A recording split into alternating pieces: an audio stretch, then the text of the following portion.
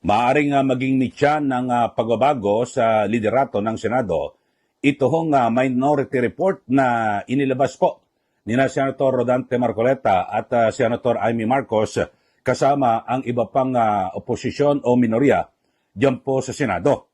At ayon po yan kay dating Senate President Franklin Drilon na kung saan ay ngayon ho talagang, di ba, ay isa po sa nagiging pagtatalo at debate.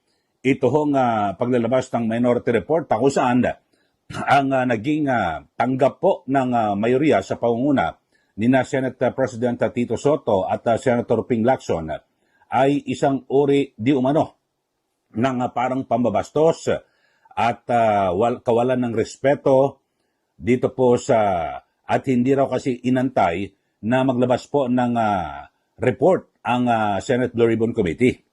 Pero sabi po ni dating Senator Drilon, malala ang kakaalaman ho rito kung sakasakali na ito hong minority report ay sinang-ayunan ng mayorya diyan po sa Senado, matik ho yan.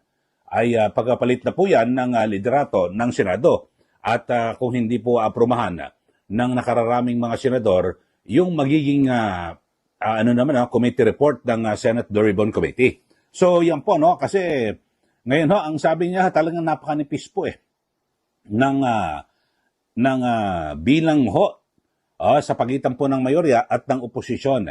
Konting may isa lang ho na dalawa na bumaliktad tapos na ang kwento yan po sabi ho ni dating Senator Drilon. So pakinggan ho natin at yun ho, ang sinasabi niya, pwedeng pag-ugatan kung sakali ito hong minority report na inilabas po ni Senator Marcoleta at Amy Marcos na pinirmahan din ng iba pang mga kasama diyan po sa bloke po ng minorya sa Senado. Panoorin po natin, pakinggan, ito pong si dating Senator Franklin Drilon.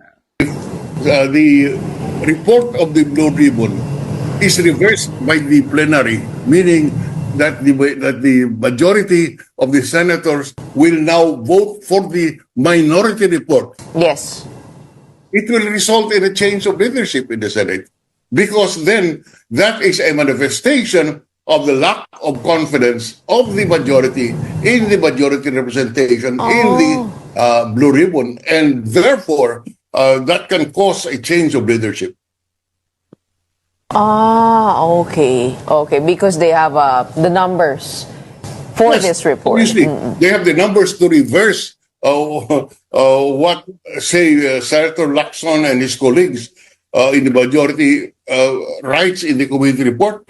If that is in effect reversed in plenary by a majority of the senators, then it is a clear indication of loss of confidence, and therefore the reorganization of the Senate becomes a consequence. And so do you think that's the real thing that's happening behind this report? That there's a crisis of sorts at a tug of war in the Senate leadership? Brett said, that's a conclusion challenge. that I don't want to get into. But what I can tell you is that the majority in the Senate is very thin. Manipis po. Ilan ba yan? What you need in the Senate is at least 13 votes to have the majority. Right now, I think it's 15-9, if I'm not mistaken, and therefore the hold of the Senate majority is very tenuous. It can change. That is why there is so much instability there. You keep on hearing about coup d'etats in the Senate because the majority's number is tenuous. I can imagine. I mean, let's call a spade a spade. A member of the majority is Senator Pia Cayetano.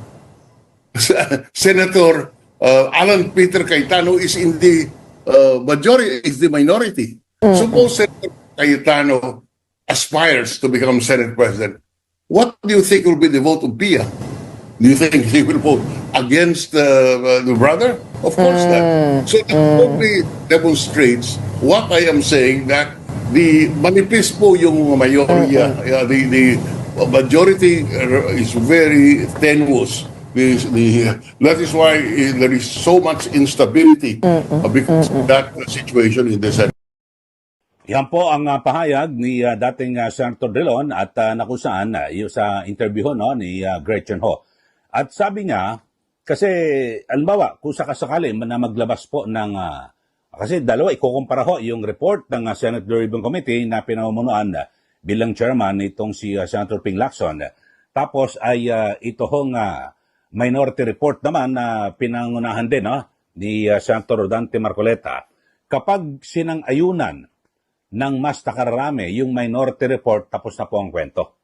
Ibig sabihin po niyan ay magkakaroon po ng pagbabago sa liderato ng Senado. So, ipinaliwanag po ni dating Senator Drilon na sobrang nipis po ang pagitan ho, no? Yung kumbaga sa ano, kasi dati, kadalasan ho, sa mga nakaraan, ay 2 hanggang 3 lang ho yung nasa minority, di ba? Yung nakaraan nga, 19th Congress, 2 lang ho yung minority, di ba? Si Senator Coco Pimentel at Senator Risa Ontiveros. Sa mga nakaraan ho, talagang mabibilang mo sa daliri, 2 hanggang 3 lang ho. 4 siguro pag sinaswerte-swerte. Pero ngayon ho, ay napakalakas ho dahil sa, ang bilang ko ho ay nasa 8. 8, alam nyo naman, ay 13 lang po ang kailangan, simple majority, ay pwede na agad na magbago ang liderato diyan po sa Senado. So dito po sa 8, di po ba ay alam naman natin, diyan sila Senator Bato, Padilla, siyempre itong si Marcoleta, Marcos, Bongo. Tapos so 8 po sila, 8 Joel Villanueva, tapos Jinggoy, 7. So bali 8 po sila diyan, no? Diyan po sa, at tapos si Escudero, so 8. 8 ho yan. At sa 8 ho yan, ang kailangan lang po ay, kailangan lang ng 5. So, sa 5, nasa kabilang, sabihin natin, na bloke sa mayorya, yung 5, alam naman natin, siyempre, yung kapatid ni Jinggoy, si JBS ito. Tapos yung kapatid ni Senator Alan Peter Cayetano, na leader po ng minorya, so 8 po dyan, ay siyam ata sila, bali siyam, no? So kung siyam, 4 lang. So, Pia Cayetano, kapatid nasa minorya, pwede bumaliktad. Tapos yung magkapatid na Villar, na alam naman natin, ito pong si Senator Camille Villar, ay inendorso po yan ni VP Sara Duterte. So, talagang napakanipis. So, yan po ang pananaw mismo ni Senator Drilon. Na ako naman, sumasang-ayon, kasi ako matagal din ako nag-cover dyan sa Senado, na ngayon lang ho talaga nagkaroon ng, ng napakalakas po ng oposisyon, na napakarami ho. At talagang iba ho ang, ang bilang ho ng mga senador dyan po sa Senado. Pero dito ho, kasi ito hong pinagsisimulan ngayon ng sabi natin na iringan. Dahil sa takbo po ng, ng investigasyon ng Senate Blue Ribbon Committee, kasi parang nabibitin daw po yung minorya. Sabi po ni Senator Marcoleta at maging si Senator Amy Marcos, nagpa-press con sila nakaraang linggo, na sinasabi po nila, dismayado sila dahil parang mas marami pa silang ini-expect na matatalakay sa pagdinig, pero hindi po nangyayari kasi may, di ba, bago magsagawa po ng hearing ang Blue Ribbon, pag may mga talagang lumilitaw, may mga pasabog, may mga bagong testigo. Yung naman pala, wala, di ba? Yung pinakahuli. May bagong testigo. Magdidiin kay Romualdez, dating Speaker Martin Romualdez, doon sa bahay sa Forbes Park, sa Forbes, sa subdivision dyan sa Makati. Wala rin naman nangyari, mga kababayan, dahil sa nagtatanong si Senator Marcoleta, lahat po, ang sumagot, ito po si Senator Ping Lacson. Di po ba? Siguro napanood dyan naman, sa ating mga naunang vlog. So sabi ho ni Senator Marcoleta sa kanilang minority report na sana po ay kasi maraming issue na mas pwedeng laliman, talagang halukaying mabuti yung mga issue at parang hindi po ito na didiinan ng gusto. Yun ho, at kaya sabi rin ho ni Senator Amy Marcos na malinaw daw na may mga parang yung pinapara sa oras na may matatalakay na sa pagdinig, yung parang pinipigilan, may mga ganun, kinokontrol. At siyempre, katulad ho itong sa yung Cabral Files, pati na rin yung testimonya na dumidiin kay dating Speaker Martin Romualdez, di po ba? Siyempre, yung kay Orly Gutesa, mga kababayan, di ba? Yung testimonya niya, talagang itinuturo ito pong si Romualdez. Tapos bukod doon dyan, yung mga video ni dating Congressman Zaldico. O yun. At siyempre, alam niyo naman sasabihin, wala ho matibay na ebidensya. Itong ginagawang dinig, yung hearing o inquiry ng Senado, ay in aid of legislation. Tapos yung inquiry, na kung saan, pag may mga ganyang aligasyon, pwede na ho nilang halimbawa, nagsabi si Zaldico, tinuturo itong si Romualdez at siya mo yung nagdi-deliver ng pera, dapat sinusundan ng mabuti yon. At imbis na parang ang ginagawa ko kasi mga kababayan yung mga allegation o naging testimonya ng testigo, halimbawa itong pong si Orly Gutesa, imbis na palakasin, parang sadyang pinapahina Di po ba na kung ano-ano yung sa notaryo, imbis na palakasin dapat tulungan Halimbawa, may nagbigay po ng impormasyon, 'di ba? Parang sa parang sa isang krimen. Nagbigay ng impormasyon na naku, wala yan, hindi totoo yan. Hindi ka pa nga nag-iimbestiga. 'Di ba? Tingnan mo muna yung kanyang sinasabi at siguro halukayin mo mabuti kung totoo ba bago mo husgahan. 'Di ba? Katulad si Gutesa.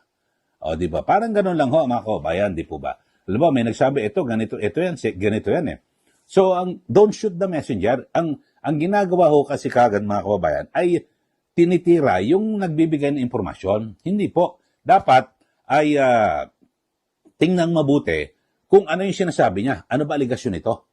Si Gutesa, sabi, nagdi-deliver ng pera si Zaldico kay Speaker Romualdez at doon daw po sa Malacanang, so, imbestigahan. Ano ba sinasabi nito? Kaso hindi ho Ang nangyari ay pinulaan yung notaryo. Kababayan. Diba? Dapat, ang ginawa ho, ganun ba? So, ipatawag yung mga binabanggit ni Gutesa na kung saan yung dalawang tao, sila ba yun? Yung John Paul at, diba?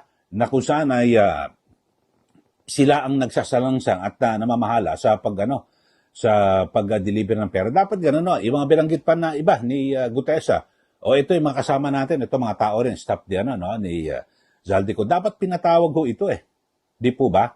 Para, big sabihin, bigyan diin, patibayin yung akusasyon ni Gutesa. Hindi po Ang ginawa, ito hong si Gutesa, yung kanyang testimonya, pinahina ng mga aligasyon na dinoktor pineke yung yung itong kanyang notaryo So, lumayo. Imbis na binigyan din mga kababayan, sinabi niya nagde-deliver. Sino yung mga kasama sa nag-deliver? May binanggit si Gutesa, ito yung dalawang tao ni Zaldico. Sana pinatawag ka agad yung dalawa. Sige nga, totoo kaya to. Pagharapin mo, Gutesa. Ito yung dalawang tao sinasabi mo. So, pagharapin at talagang dikdikin po ng mga senador. At para makumpirma kung talaga ba totoo na sila po ay nag-deliver ng pera. Sana ganun mga kababayan. So, pero hindi po nangyari. Ang ginawa, talagang nilumpo pinabagsak at tinarget yung nagbigay po ng impormasyon. So, ganyan po.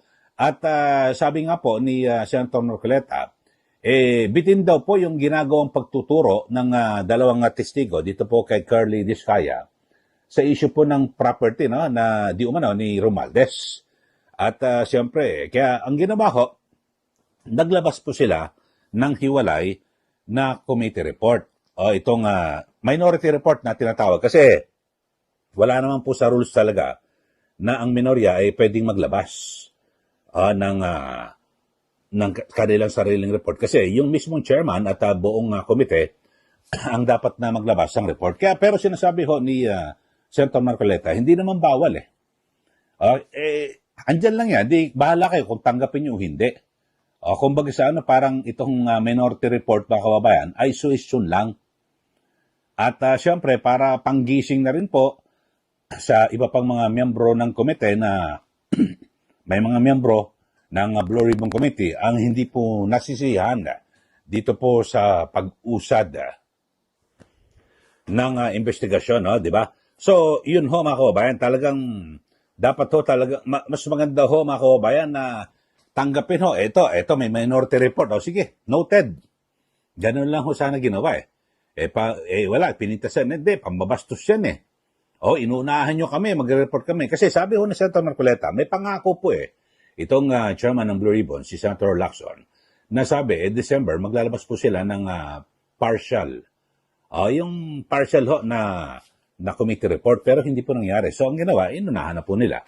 Pero hindi naman yan, na, kumbaga sa na talagang yan dapat na sundin at yan na ang naging bunga na nangyari sa kabuuan ng pag-iimbestiga ng komite.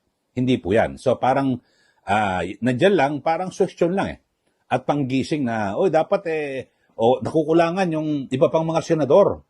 Dapat ako ang lalagay sa pagiging chairman naglabas ng minority report. Mukhang nakukulangan ang minorya. Marami ho sila ng mga membro sa Blue Ribbon Committee. Mukhang nakukulangan. Sige, dagdagan natin. Sige, yung minority report na yan, noted.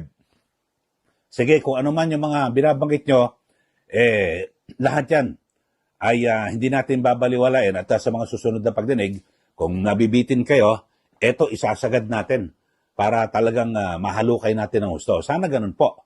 Di po ba? Kaso hindi po eh. So, parang nagmumula ng away. Kaya yan nga, sabi ho ni Senator Drilon, nako, baka yan ang maging mitya. Pwedeng pagsimulan at pwedeng pagbabago ng liderato ng Senado. So abangan na natin dahil nagbalik na po ang sesyon ng dalawang kapulungan ng Kongreso at siyempre diyan po sa Senado, magkaharap para po sila sa nauna nating vlog. Binanggit ho natin na sabi po ni Senator Marcoleta, dapat kung talagang sinasabi niya na idediretso sa basurahan yung minority report, sabihin niya ni Senator Lacson sa privilege speech o kaya magdebate sila sa television. Yun po. Kayo ho, ano masasabi niyo ho rito mga kababayan? Na sabi po ng Senator Drilon, baka pagmulan po ito, pag-ugatan na magkaroon po ng pagbabago sa liderato ng Senado.